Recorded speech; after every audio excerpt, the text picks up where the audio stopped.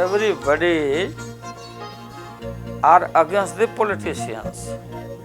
Everybody, every institutions. उसके एक दिन के शाम को दारू पीने का और खाने का बिल आता होगा 50 लाख रुपया। इधर आते हमारे यहाँ भी आता, हम आपसे भाग के लड़ेगा, झंझट करेगा, क्यों किया, क्यों लड़ा, बंद करो। पाकिस्तान और भारत की सियासत में एक बहुत बड़ी मुमासलत दिखाई देती है।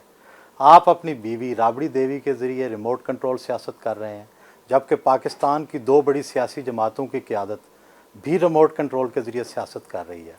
आप इस पर क्या कहेंगे? नहीं, ऐसा नहीं है। देखिए, वो हमारे यहाँ हाँ, ये बात ठीक है कि जो डेमोक्रेसी में किसी के मरने के बाद, किसी के बाद कहीं ना कहीं ये रिपीटेशन हुआ है, नहीं होना चाहिए। आप पर करप्शन के इल्ज़ामात लगे, पाकिस्तान की दो बड़ी सियासी जमातों के रहनुमाओं पर भी करप्शन के इल्ज़ामात लगे। आप सियासत में करप्शन के हवाले से क्या राय रखते हैं? देखो, बात यह है भाई कि जो पॉलिटिकल लोग हैं, चाहे कहीं के भी हों, politicians, everybody are against the politicians. Everybody, every institutions. और मैं जो देखता हूं कि कोई ऐसा रेयर लोग ऐसे होंगे जिनको कोई पदों की अपॉर्चुनिटी नहीं मिली हो। The corruption, this greedness, dishonesty, everywhere in each, हर समाज के हर पहलू में, चारों तरफ दुनिया में ये व्याप्त है। लालू जी, सारी दुनिया में सियासतदानों के बारे में ये राय है कि इनके दोहरे मयार हैं। आपने अपनी बेटी की शादी में लाखों रुपए खर्च किए, क्या ये भी गरीबों की मोहब्बत में खर्च किए गए? फिर मैं आपको बताता हूं कि हमारी जो बेटी की शादी हुई, लालू की बेटी की शादी, और कोई भी नेता अपने घर से एक पैसा नहीं खर्चा करता, ये आप नोट कर लो। हमारे पार्टी के लोगों ने बढ़िया टेंट लगा दिया, पार्टी का आदमी कई एक लोग हैं, फर्नीचर आ गए, थोड़ा पंडाल अच्छा हो गया, थोड़ा भोजन वोजन हो गया, लोग अच्छे बुरे सब लोग जुट गए। एक लाख आदमी आता, जिसको न्योता भी नहीं देते, कोई खाना भी नहीं खाया। लेकिन जो लोग हैं, अब देखो दिल्ली, आज दिस होटल है, we are sitting in this hotel. आप लोग भी देखे होंगे, ऐसे होटलों में जो हाई फाई या सोकल एलिट है, उसके एक दिन के शाम को दारू पीने का और खाने का बिल आता होगा 50 लाख रुपया। इधर आते हमारे यहाँ भी आता। क्या आप सोशलिज्म के हामी हैं?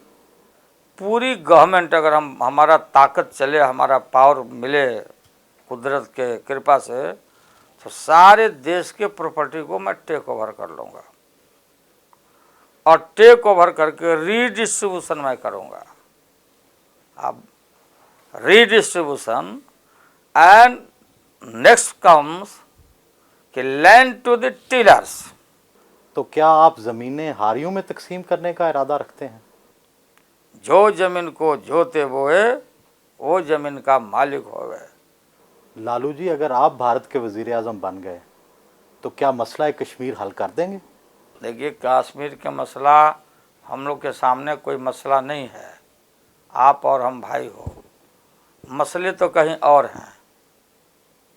मसले बातचीत करके, तो कश्मीर के, जम्मू कश्मीर के जो भी सवालात हैं, हम भाइयों को पीसफुल मैनर में, क्या होगा नहीं मानो, सपोज किए नहीं होना है, then what will happen and what is happening? War. Then you assess कि आपको क्या फायदा होना है, हमको क्या फायदा होना है। क्या आप और हम इस स्थिति में हैं? अब भारत के लोग, अब भारत चाहेगा कि हम पूरे पाकिस्तान को नस्तानाबूद कर देंगे, पॉसिबल है? ये नस्तानाबूद कर देंगे, पॉसिबल है? नहीं ना है। वे नहीं, आप जंग नहीं करने देंगे? हमारे हाथ में शक्ति होगी, मैं कोई युद्ध नहीं करने दूंगा। अगर हमारा चला तो हम आपसे भाग के लड़ेगा, झंझट करेगा, क्यों किया, क्यों लड़ा? बंद करो। भारत में मुसलमानों का मुस्तकबिल क्या है? क्या इंडिया में सेकुलरिज्म बरकरार रहेगा? अरे भाई, कोई दुनिया की ताकत सेकुलरिज्म को उखाड़ नहीं सकता भारत से। बात सुनो, ये कोई पॉलिटिक्स नहीं, कोई मैंने ये नहीं समझो कि तुम्हारे देश में आके मैं बोल रहा हूँ। जहाँ मैं बोलता सेकुलर ताकतें, वहाँ लालू यादव को लोग जानता है, समझा? थ्योरेटिकल स्टेट नहीं हो सकता है जो लोग नारा लगता। कोई बोले कि इस्लामिक कंट्री बना देंगे, कोई हिंदू कंट्री बना देंगे, वहाँ जैन और बुद्धिस्ट बना देंगे, ऐसे लोगों के छाती को मैं तोड़ दूंगा। मैं बोलता हूँ, किल ठोक दूंगा। देखो ना हालत, मुसलमान था हमारा, आपसे 17 करोड़ मुसलमान हैं भाई हमारे। आज जो मुस्लिम भाई की स्थिति है, वही गांव के और सब जगह के बैकवर्ड